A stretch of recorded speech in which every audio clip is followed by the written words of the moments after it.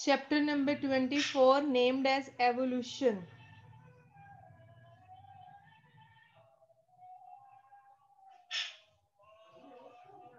अब एवोल्यूशन क्या है? अगर हम एवोल्यूशनरी बायोलॉजी में देखें तो एवोल्यूशनरी बायोलॉजी क्या है कि it is the study of history of life from on earth, कि हम लाइफ की जब स्टडी करें ऑन अर्थ, वो एक एवोल्यूशनरी बायोलॉजी, मतलब इसमें हम डिस्कस करते हैं। अब एवोल्यूशन क्या है? एवोल्यूशन जो है ये चेंजेस है विद द चेंजेस है in living organism with the passage of time. वक्त के साथ साथ क्या चेंजेस आई हैं लिविंग ऑर्गेनिजम्स में, या it is the gradual change in the organisms। ठीक है, प्रीवियस इन एंशियंट टाइम से लेके अब के एरा तक क्या चेंजेस आई है लिविंग ऑर्गेनिजम्स की बॉडी पे, उसे उस टर्म को हम नेम देते हैं एवोल्यूशन। अब एवोल्यूशन की जब टर्म हम पढ़ते हैं कि पहले, अब पहले का वक्त और अब के वक्त तक क्या चेंजेस आई हैं स्पेशली इन लिविंग ऑर्गेनिजम्स, तो तब हमारे माइंड में बहुत सारे क्वेश्चंस आते हैं कि how old is the planet earth, यानी जमीन की उम्र कितनी है। How long has life been on earth, के जमीन की उम्र कितनी है, फिर जमीन के ऊपर जिंदगी कब से आई। इसके अलावा जो क्वेश्चन हमारे माइंड में आता है, how did life arise on earth, यानी जमीन के ऊपर जिंदगी कैसे शुरू हुई, शुरू कैसे हुई। फिर इसके बाद एक और क्वेश्चन आता है, how did a certain animal species come into existence. फिर मुख्तलिफ जो डिफरेंट टाइप की स्पीशीज है, लिविंग ऑर्गेनिजम्स की स्पीशीज है, वो अब लाइफ पे किस तरह जो है वो इवॉल्व हुई है, किस तरह आई। तो इसमें अगर हम सबसे पहले जो हमारा क्वेश्चन है, जमीन की उम्र कितनी है, how old is the planet earth. तो अर्थ की आपने बहुत सी जगहों पे पढ़ा भी होगा 4.5 बिलियन ईयर्स अगो, यानी 4.5 बिलियन ईयर्स हो गए हैं अर्थ को जो है, जमीन को बने हुए। इसके अलावा जो नेक्स्ट, अगर हम ओवरऑल यूनिवर्स की बात करें ना, तो यूनिवर्स को ऑलमोस्ट 20 बिलियन ईयर्स हो गए हैं। लेकिन अर्थ उसमें से बिग बैंग थ्योरी के आफ्टर जो अर्थ, एक अर्थ बनी थी या अर्थ मार्स जब वजूद में आई थी, वो उसको टाइम हो गया 4.5 बिलियन ईयर्स अगो। इसके अलावा ये है कि अब जमीन जमीन भी आ गई, अब जमीन के ऊपर जिंदगी कैसे आई या कब से आई, कैसे आई, वो हम डिस्कस करते हैं डिटेल में। लेकिन कब आई, तो 4.4 बिलियन ईयर्स अगो, ये तीनों पॉइंट आपने याद करने हैं। लिख लीजिएगा, यूनिवर्स को 20 बिलियन ईयर्स अगो, और अर्थ जो है वो 4.5 बिलियन ईयर्स अगो, और लाइफ अपीयर हुई on earth almost 4 billion years back, ठीक है, अगो। तो अब हम फर्दर ये देखते हैं कि यहाँ पे लिखा है, it has transform the life on earth from its earliest forms to the vast diversity, यानी प्रीवियस जो लाइफ है वो अब ट्रांसफॉर्म्ड हुई है, मॉडिफाइड हुई है, उसमें एवोल्यूशन हुई है, और डाइवर्सिटी बहुत ज़्यादा आई, कम्प्लेक्सिटी बहुत ज़्यादा आई है, और आज की लाइफ और प्रीवियस लाइफ में बहुत ज़्यादा फर्क है। तो evolutionary changes are based on the interaction between population of organisms and their environment. अब जो एवोल्यूशन हुई, एवोल्यूशनरी चेंजेस आए, ये बेस्ड करते हैं इंटरेक्शंस डिफरेंट पॉपुलेशन की आपस में, फिर लिविंग ऑर्गेनिजम्स का आपस में क्या रिलेशन है, किस तरह वो एक दूसरे पे डिपेंड करते रहे, किस तरह एक दूसरे को उन्होंने इफेक्ट किया, इन्वायरमेंट के साथ उनका क्या इंटरेक्शंस रहा। जब हम एवोल्यूशन की बात करते हैं तो मतलब डार्विन जो साइंटिस्ट है,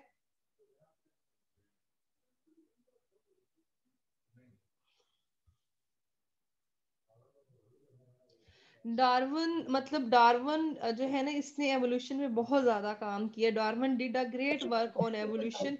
he was the first person who gave the first evidence about evolution, यानी कि वो फर्स्ट साइंटिस्ट था जिसने एवोल्यूशन पे बहुत ज्यादा काम किया, और फर्स्ट टाइम ही एक एविडेंस दिया, सबूत दिया, एक प्रूफ दिया अबाउट एवोल्यूशन। इसने डिक्लेयर किया कि species were not specially created in the present form, क्योंकि ये एक एवोल्यूशनिस्ट था, ये एवोल्यूशन को प्रेफर करता था। ये कहता था कि जो लिविंग ऑर्गेनिजम्स है ये एज इट इस तरह दुनिया में नहीं आए, इनमें एवोल्यूशन हुई है, इनमें चेंजेस आते गए हैं, ये अपने एंसेस्टर से, अपने आबाओ अजदाद से इवॉल्व हुए हैं।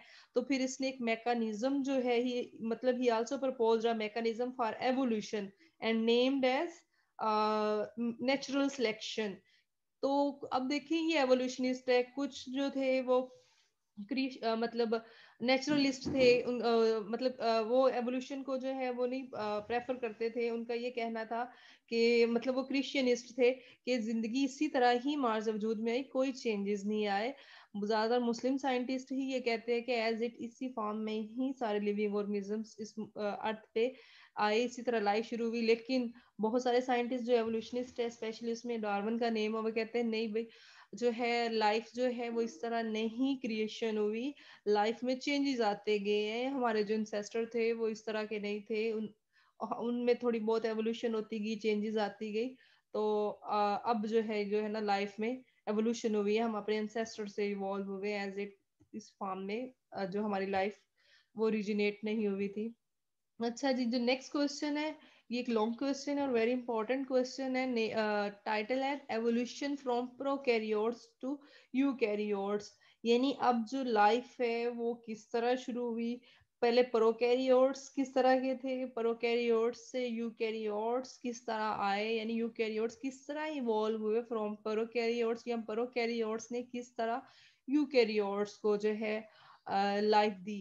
तो यहाँ पे एवोल्यूशन ऑफ प्रोकैरियोट्स हम पहले पढ़ते हैं, ओरिजिन ऑफ लाइफ यानी लाइफ शुरू ही किस तरह हुई। So there are different types, different speculation है, पेश गोइयां है about the reason of life on earth, उसमें से हम वन बाय वन डिस्कस करते हैं क्या है ये। पहला है एवोल्यूशन ऑफ प्रोकैरियोट्स यानी origin of life. So the first cells were most likely very simple prokaryotes form, कि जो सबसे पहले अर्थ पे लिविंग ऑर्गेनिजम्स थे वो प्रोकैरियोट्स थे, फर्स्ट सेल ही ये था।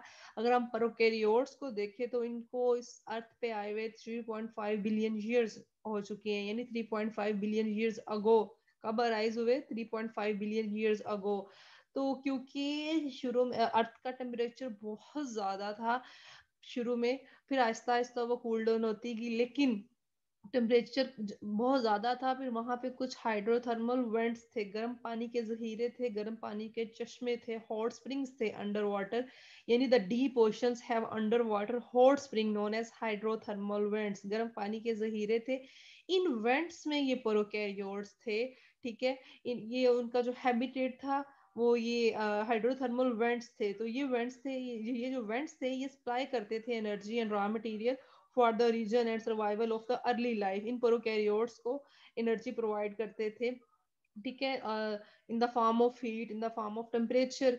तो तब जो प्रोकैरियोट्स इन हाइड्रोथर्मल वेंट्स में रहते थे, इन्हें हम एंशिएंट बैक्टीरिया बोलते हैं, या group of bacteria called आर्कियोबैक्टीरिया that lived in these vents. जो इन वेंट्स में एंशिएंट बैक्टीरिया थे, उन बैक्टीरिया का हम नेम देते हैं आर्कियोबैक्टीरिया, यानी एक ऐसा group of ancient bacteria that live in that hydrothermal vents and can tolerate the temperature 120 degree centigrade temperature. ये स्टिल ये है आर्कियोबैक्टीरिया, और ये इतना टेम्परेचर जो है ये कंट्रोलरेट कर लेते हैं 120 डिग्री सेंटीग्रेड तक। तो एंशिएंट बैक्टीरिया ये थे जो हाइड्रोथर्मल वेंट्स में रहते थे।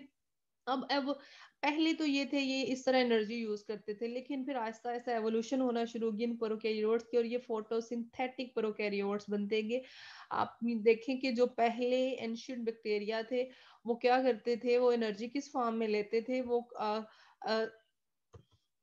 कार्बन डाइऑक्साइड तो थी, लेकिन ऐसा तब इस तरह उनको वाटर अवेलेबिलिटी नहीं थी शुरू में। मतलब वो हाइड्रोथर्मल वेंट्स में वो क्या करते थे, हाइड्रोजन सल्फाइड को यूज करते थे इंस्टेड ऑफ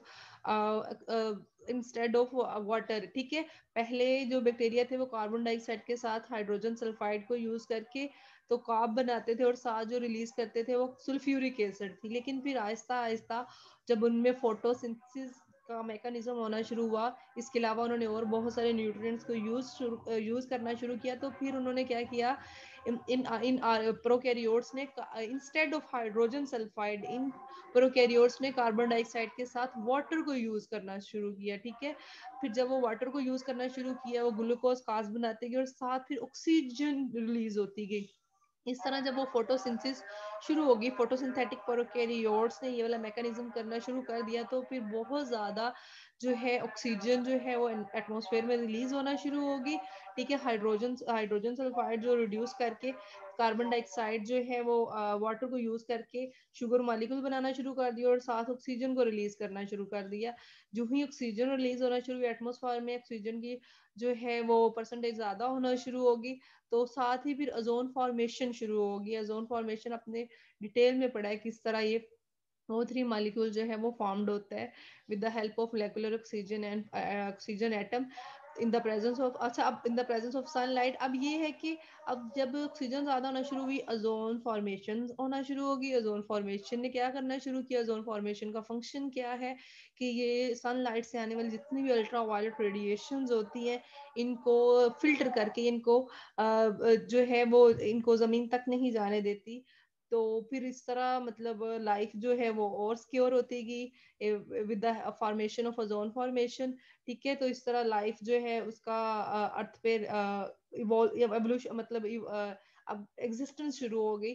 तो साथ ही क्या हो गया, life made possible on land in reasons की वजह से ऑक्सीजन ज्यादा होती गई, ओजोन फॉर्मेशन होगी। ठीक है, नेक्स्ट जो है वो है एवोल्यूशन ऑफ यूकैरियोट्स। अब हमने कहा प्रोकैरियोट्स को लाइफ पे अर्थ पे आए हुए 3.5 बिलियन ईयर्स अगो हो चुके हैं। तो फिर उसके कहीं जो है अरसे बाद यूकैरियोट्स इवॉल्व हुए। तो अगर इसका हम एस्टिमेट लगाएं तो फर्स्ट यूकैरियोट जो अपीयर हुआ on earth 1.5 billion years ago.